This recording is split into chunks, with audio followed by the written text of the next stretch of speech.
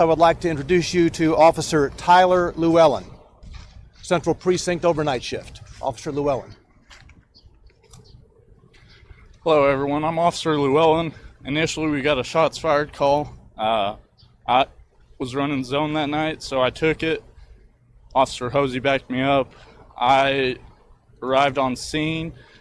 Initially I didn't hear any shots fired, nothing like that. We were told that shots were coming from inside the building at 178 2nd Ave North. Upon arrival, I checked because it's a liquor store / apartment complex, an Airbnb that has the same address. Checked the bottom floor, couldn't see anything immediately, couldn't hear anything. At that time, I requested a code to get access into the building. Was waiting on Officer Hosey to show up and the code. Shortly after Officer Hosey showed up, as soon as she got out of the car, almost immediately, the RV started making an announcement. Somewhere along the lines, don't quote me exactly, but there's a large bomb within this vehicle. Your primary objective is to evacuate. I wasn't quite sure what I heard, so I looked at Officer Hosey just to verify we heard the same thing, and then it started over. At that time, I called and notified Sergeant Miller. He said, get everyone you can out there. I requested all units available from our precinct to come. They show up. I asked Officer Toppin and Wells to block off 2nd and Broadway, 2nd and Commerce. They did. Officer Sipos and Hosey went inside to start knocking on doors, and Officer Wells came up. At this time, Sergeant Miller's there. I asked him for any further directives, stuff like that. At that time, we set up our cars to kind of set up as much of a barricade as we can, keep people out. We go inside. Just before we go inside, probably about 5 minutes after we're there, I'd say that the timer then started counting down. Officer Hosey and Officer Wells are the first ones that noticed that. In between this, I did look at the RV, noticed that all the shades were down, and kind of walked around it to see if there was a tag, anything like that, to try and get more info. I did not notice one. From there, myself, Officer Hosey, Wells, and Sipos went into the building and knocked on all the doors we could to notify as many people as we could that we had a possible public safety concern and that we needed people to evacuate. We noticed that there was a basement exit, so we asked everyone to go down and out the basement. We essentially made contact with, I believe, 6-7 apartments and asked them to evacuate. The rest, we never got an answer, so we moved outside and tried to move down the street. I went northbound towards the hotel up that way, and Officer Hosey, Sipos, and Wells continued southbound towards the other places. From there, pretty much sometime later, the music started, and I notified over the air to notify other officers, and then after the song, it continued to go back to the announcement for a little while.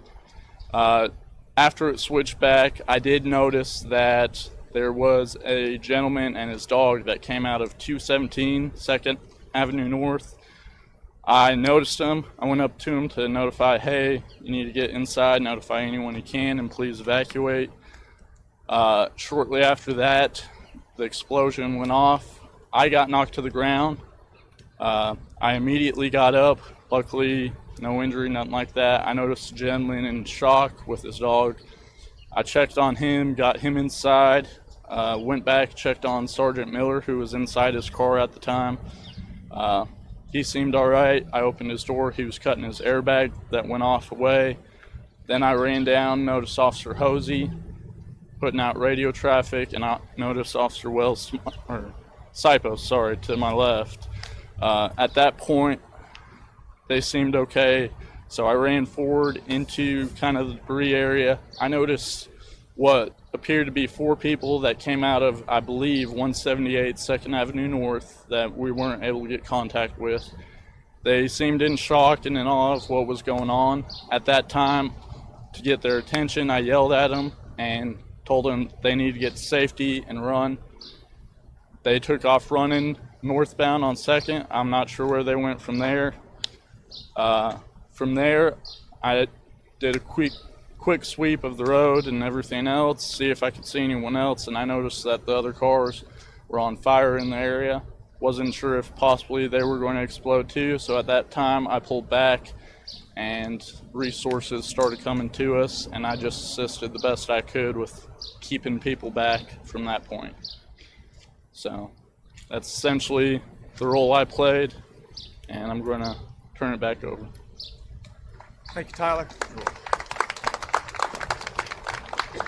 Officer Brenna Hosey was the 2nd officer on 2nd Avenue that morning. Officer Hosey is a 4-year police department veteran and also assigned to the midnight shift at Central Precinct. Officer Hosey. Good morning, everyone. I'm Brenna. Like Tyler said, we got the shots fired call, so I was going to back him up on 2nd Avenue North. As he said, as soon as I got there and stepped out of my patrol vehicle, we started hearing the announcements being made. Kind of had that confused look on, is this really what we're hearing right now? After he notified Sergeant Miller, we were trying to think of the best way of action. We were making sure the entry code worked. As soon as Cypus showed up, he and I started knocking on doors, waiting for Sergeant Miller and everyone else to arrive on scene. We were able to clear the first floor, and then Sergeant Miller, in his thinking, had us come back out and move our patrol vehicles to a more strategic position, so if we needed to go back to our patrol cars, we wouldn't be affected at all. So I'm giving him credit for that, for probably not only saving our lives, but saving our patrol vehicles and the way that he had us positioned. So we go back in, start clearing floor by floor on the 2nd Avenue North apartments. Once we made contact with everyone we could and made sure that they were getting out of the building is when we started to move down, keeping in communication with dispatch, trying to get entry codes for all the Airbnbs that were on 2nd Avenue North, trying to make entry. At this point is when we heard the 14 minutes until detonation announcement, so we're moving as quickly as we can. We make it all the way down to 2nd and Commerce. There's actually a B detail officer that I'd been in contact with that lives in one of those apartments, asking him if he was okay, telling him what was going on, and then if he could start helping evacuate people out of his building, because we did not have access to it at that point. Once we'd made it to 2nd and Commerce, we realized there wasn't much else that we could do once we evacuated and made contact with everybody that we could. So I told everyone it's probably best that we just go back to our vehicles and regroup until the bomb squad gets out there and we figure out what we need to do from there. At that point, we had heard the 3 minutes until detonation. So myself, Llewellyn, and Cypos had headed back northbound on 2nd. I had made the turn onto Church Street while Tyler went to go talk to Sergeant Miller, and that's when the explosion happened. I was thrown forward, knocked to the ground, but I was able to catch myself. I was fine. At that point in time, I tried to get the air, but Amanda had beaten me to it, letting everyone know, or letting dispatch know, what had happened. I made a phone call to a loved one to let them know that I was okay, and then I ran to the intersection to check on Miller and Llewellyn to make sure they were okay. Saw Cypos running towards the intersection as well. That's what I got on the radio to make sure Wells was okay. Couldn't get a response from him, but from the blast he had some hearing loss. So that's when Amanda got on, said that he was okay. So I was just trying to make sure all of our people were okay, and then going from there, trying to figure out what was the best course of action to keep everyone that was either in the immediate blast area that we weren't able to evacuate, or anyone that was coming in, and how to best keep them safe.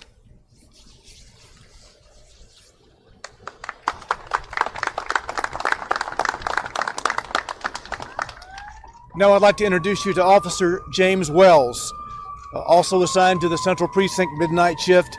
James has been with us just under 2 years. Officer Wells. Good morning. Officer James Wells. Shortly after the shots fired call came out, Officer Llewellyn had came over the radio and said I needed everybody here immediately. And just by the tone in his voice, we knew it was serious. And, he said it was a possible bomb situation and that Sergeant Miller was aware. At the time, I was sitting right next to Officer Toppin, so we got over there as quick as we could. Not knowing that the RV was the vehicle in question at the time, we actually pulled right in front of it. This is right across the street. We pulled up, and then when we heard the announcement, Toppin was like, "Is that the vehicle in question?" And Llewellyn said, "Yes." We immediately hopped in our cars and bagged out, and then so we started setting up the perimeter to start shutting down Commerce and Broadway to make sure nobody could come in or out.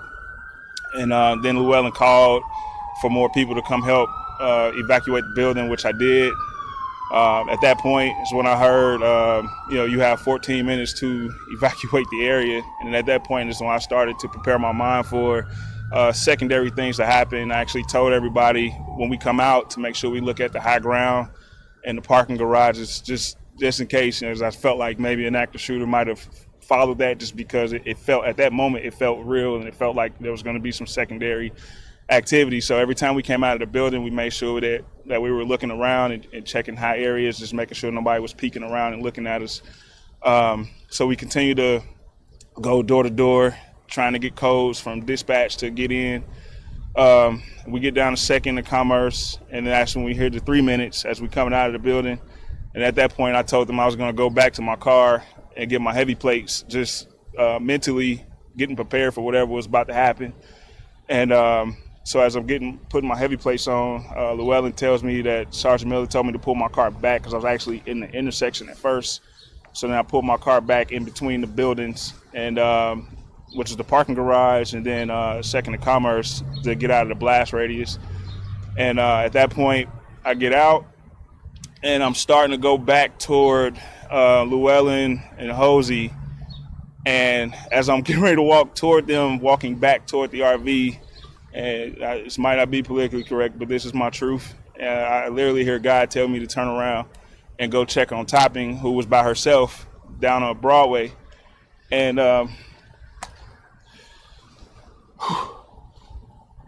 as I turn around, for me, it felt like I only took 3 steps. And then the music stopped. And as I'm walking back toward Topping now, I just see orange. And then I hear a loud boom. And as I'm stumbling, because it rocked me that hard, I started stumbling. I just tell myself to stay on your feet, stay alive. And I just take out in a full-out sprint. And I'm running toward Topping to make sure she's okay. And we kind of meet in the middle. And we just grab each other, check each other, and I'm yelling at her to get her gun out because, like I said, I felt like there was going to be some. It just had a feeling that it's just weird. It just felt like something out of a movie. And so we're checking on each other, and she's asking me, she's telling me that they're trying to raise me on the radio. I couldn't hear, so I just lost temporary hearing in my left ear. So as she yelling, I'm saying what and a couple of explicitives, telling I couldn't hear. And they get me to the paramedics. I call my wife immediately to let her know just before anything got out, to let her know that I was okay. And while I was in the ambulance, they were trying to get me to go to the hospital. And I just didn't want to be by myself at that moment, didn't want to leave them. And then I heard that there were 3 people that were injured, so I told the paramedics to take care of them. And I was like, per policy, I got 10 days to get checked out. So it's like, y'all go check on them, go check on the civilians. And then I immediately went to go find Topping, just kept asking where Topping was, and we found her, and that was my part in it.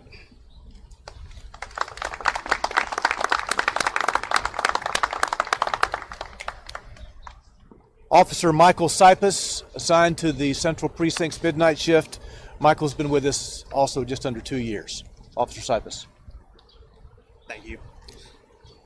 So I was I believe the 3rd or 4th officer on scene of what at the time was a shots fired call. I pulled up in front of the building that the initial call came from. Didn't know at the time I was almost directly across the street from the RV. Exited my vehicle. Heard it making the announcements, essentially telling us there was an explosive device in the vehicle, not to approach it, that we should be evacuating the area.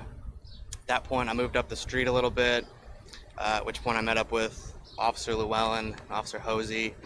We started making plans to get into the buildings, start knocking on doors to let families know what was going on and get them out of the building. I don't know the address off the top of my head, but the first building we went into was the one that the initial call had come from. Between myself and all the other officers knocking on doors, I think we made contact with 6 or 7 families, informed them they needed to exit the building to the what would have been the First Avenue side to keep them off of the street with the RV. After we worked our way through the initial building, knocking on doors, we went back outside, at which point we started working our way southbound on 2nd Avenue North. Like these other officers said, we were in communication with dispatch, who did a fantastic job through the whole incident, trying to get door codes to get in and alert more families. I believe we made it into one more apartment building, if I remember correctly. I don't think we made contact with any families in that building. At that point, Officer Llewellyn, who was outside, let us know that the recording had changed. I believe that's when a song started playing. I don't know what the countdown was at that point. I know by the time we made it back outside after the last building we had checked, it was down to 3 or 4 minutes, I believe. At that point, we decided to work our way back up 2nd Avenue northbound. We had decided, like Officer Wells said, to get our heavy plates on to prepare for whatever might come after the countdown ended. At that point, I made it back up to Church Street. I rounded the corner to head towards First Avenue, where my car was parked. I'd actually just popped the trunk on my vehicle to get another piece of equipment out, at which point I just felt a push, basically. I was thrown into the trunk a little bit, turned around to see just a very orange sky and a lot of smoke. Which point I ran back towards 2nd Avenue North, as all the other officers did. Just wanted to make sure all the officers that I knew were in the area were safe. Like Officer Llewellyn said, there were a few people that had come out of an apartment building, so we did our best to get them out of the area as quick as possible. At that point, we just spent time keeping residents that had come outside, as well as pedestrians that were just trying to enjoy their morning, keeping them away from the area, trying to carefully explain what was going on and that they just needed to stay away for safety. Thank you.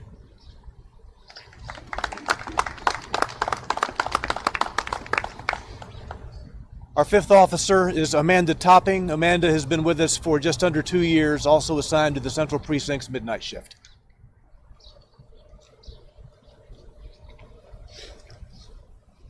Man, they got me closing this thing out. Oh my God. All right. So I remember that morning, I was sitting with James Wells. We were talking over in my zone, and I heard Tyler Llewellyn and Brenna go out to the call. So we're kind of listening. This is an odd call. So we're sitting there, and my wife had just called because it's towards the end of our shift, so she was seeing what time I was coming home. And so I'm talking to her, and I'm like, well, we're about to head to this call. It's a little strange. So I hung up with her, and we head down there, and we get there. We didn't really know too much about it. Unbeknownst to us, we park right next to it. So, of course, we move because that seemed ideal.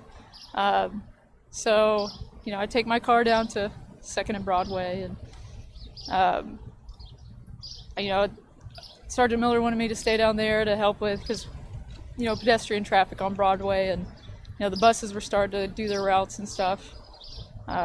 So, of course, I was listening and everything, and they went up to the apartments, and I kind of stayed down there and kept on going up to 2nd and Commerce to hear what the RV was saying, and that's just stuff that I'll never forget. The sound of the announcement saying, primary objective is to evacuate now, and it's a female voice, and yeah, it's just odd. And then, of course, I'm kind of pacing back and forth because I kept on having to turn pedestrians around. It was a weird feeling not being able to be with everybody else, but I knew that, I needed to stay where I was at. Because, you want to be with your detail, especially when you just have a feeling something's not right, and something that weird, just you don't get stuff like that. So, but I was standing there by my car, and I heard Tyler say that music just came on. So I got, I went to go get closer, and I heard it, and I was like, oh my gosh. So I was about to get on the radio and say, I know it's almost not my place, but like, everybody's getting out of the buildings, right? We need, like, I wanted everybody to be safe.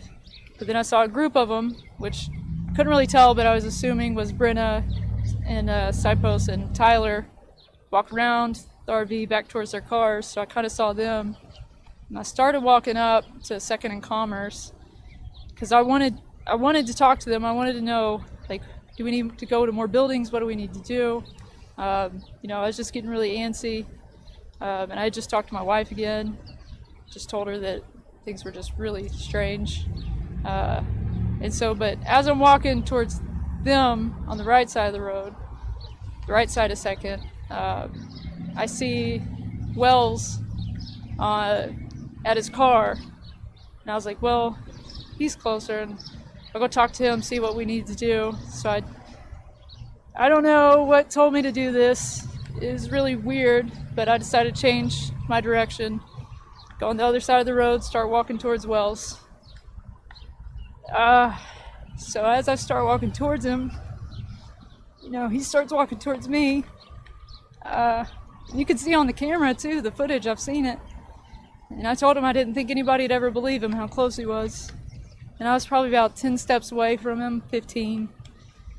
And we're just walking towards each other, and I just saw the biggest flames I've ever seen, the biggest explosion. I mean, and I just saw orange, and then him, and I saw him stumble, and I felt it. I felt the heat, the wave, and I don't know how I kept my footing, but I kind of blanked and I couldn't see him for a second, and I just lost it, and I just took off in a sprint towards him. And like he said, I've never grabbed somebody so hard in my life. I grabbed him, he grabbed me, and we just ducked into a doorway because we didn't know what was coming afterwards. And I'll never forget the windows shattering after the blast all around me. It kind of looked like a big prop from a movie scene, all the glass breaking at once. It hit me all over. But just being able to hold him and grab him, and then the first thing I could do is, you couldn't hear anybody at first. It scared the heck out of me, but just 423, there's been an explosion, and sent multiple medics because I didn't know what we had. And I was so scared that I just lost my entire detail because I didn't know where they were. I just saw them pass by it. So after that, we just, made sure that we felt a little bit safe enough to go back and regroup. And luckily I heard everybody on the radio, and didn't know how okay everybody was, but I knew everybody was alive. And so I was happy to hear that nobody else was seriously injured, but that's pretty much it. Yeah, can I go now?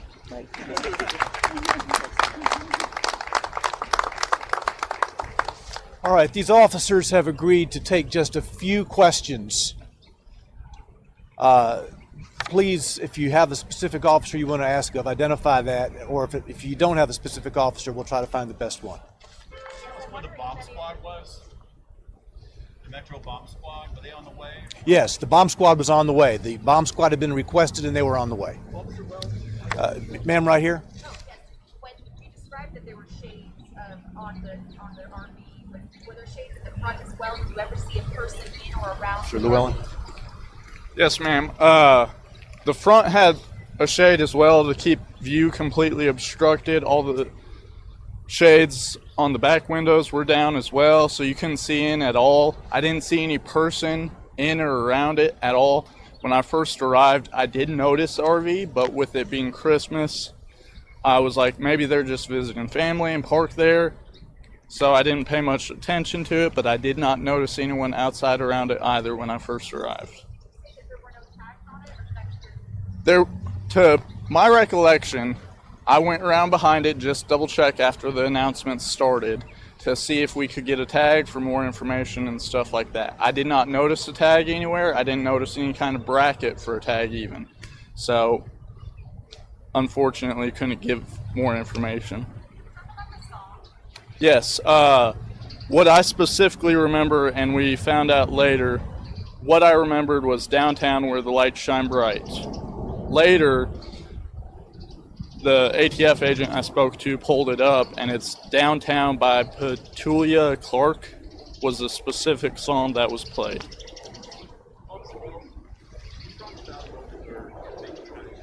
I'm sorry, kind of speak up for me. Talk about a moment where your thinking kind of changed and things got real. As you're hearing that audio recording, you're hearing 5 minutes, 4 minutes, 3 minutes. No, it wasn't a consistent countdown. It was like, hello, this is a warning. For your safety, evacuate the area. And that looped for a few minutes. And then as we were getting ready to go in the building, it changed to, you have 14 minutes to evacuate the area. And that's when my mindset changed, and we started looking at the building. And then there was also cameras on the RV, like surveillance cameras above the mirror. So you got the hangover part that hangs over the windshield. I'm sorry, I talk with my hands. And so you got the hangover part, and then you got the rearview mirror here. The camera set in between that. So it just, it felt like whoever was behind it was watching it. For me, it felt weird. All of the cop lingo that you hear about the spider senses, about the hair standing up the back of your neck, all that went through my body, and it just immediately the training kicked in that we do as far as staying calm, but being vigilant and watching around us. So that became my primary objective, is to, as we are evacuating, also looking for any threats in the surrounding area. As those minutes are counting down, what do you think you're preparing? I'm preparing for a shootout, and also getting as many people out as possible. So it's, multitasking in my thinking, just getting as many people out of these buildings as we can, and also ready to engage anybody that was not in this uniform. You mentioned hearing another voice. I was God. I'm not going to shy away from that. I am a spiritual person, and so I truly believe that when I do this job, I'm led by that voice. How I treat people, how I go about doing this job every day.